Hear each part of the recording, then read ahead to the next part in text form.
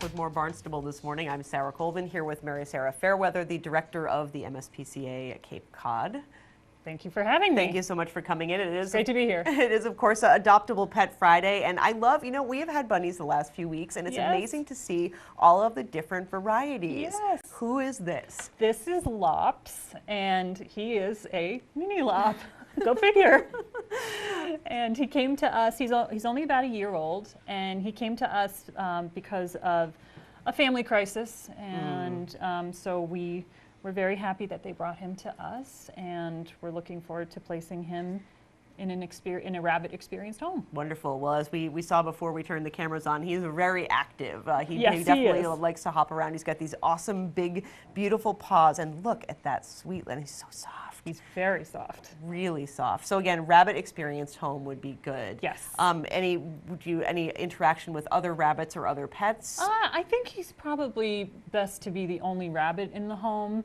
And he did come in with another male, and they don't really care for each other too much. Oh, okay. But he might do fine with cats and dogs. Woo!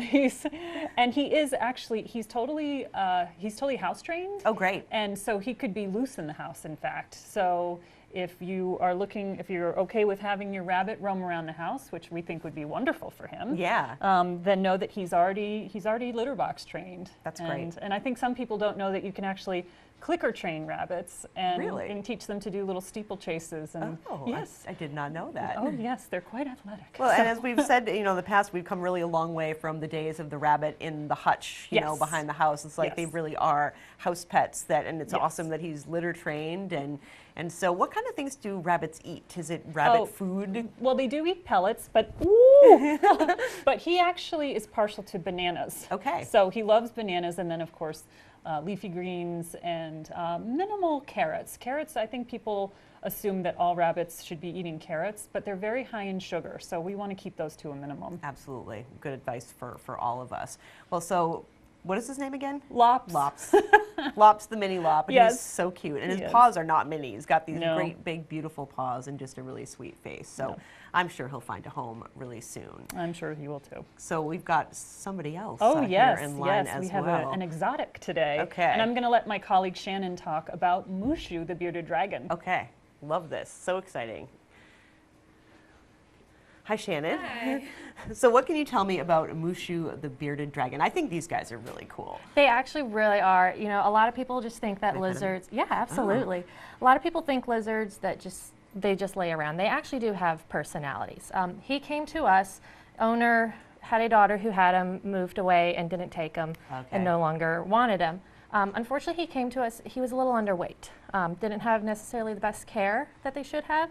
So we've taken him in and been feeding him, and he's really coming around. Very he's cool. Doing really so well. What kind of things do they eat? Crickets? What kind of things do the bearded dragons eat? So crickets are a good starter, but they really shouldn't stay on crickets. Okay.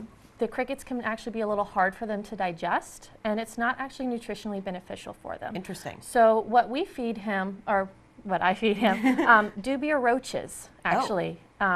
They're actually very nutritious for them, very easy for them to digest.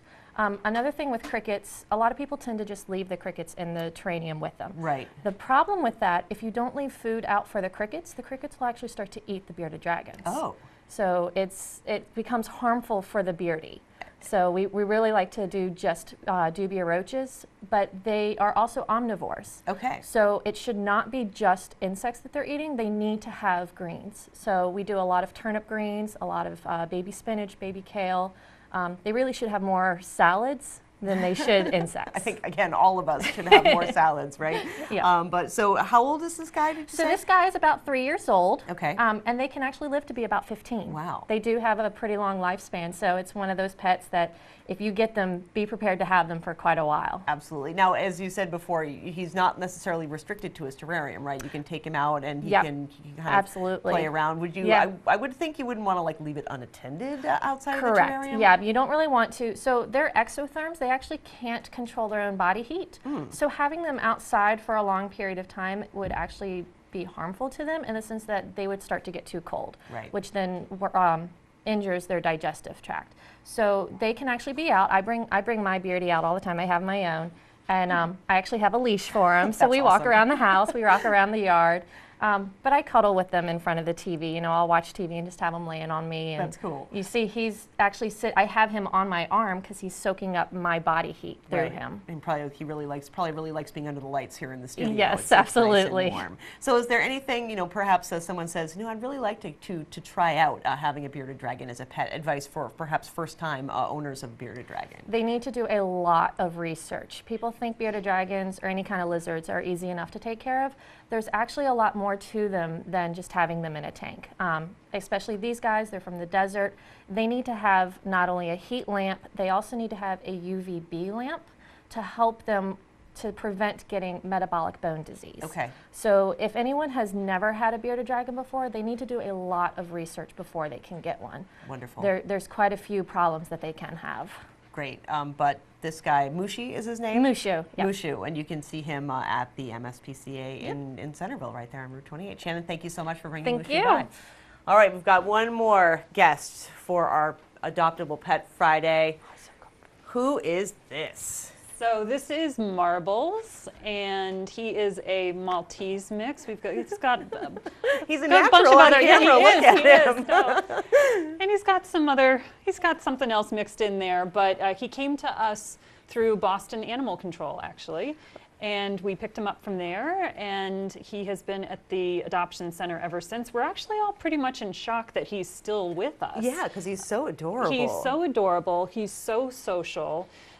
He loves everybody he meets. He does not love every dog he meets. Okay. So he's rather attached to one dog in the adoption center, and that's sort of his one and only best friend. But he's great with people, as you can see. He just loves attention. He's got a big, broad smile. He does need a dental. He has rather bad breath, but we will make sure that we take care of that, and he does.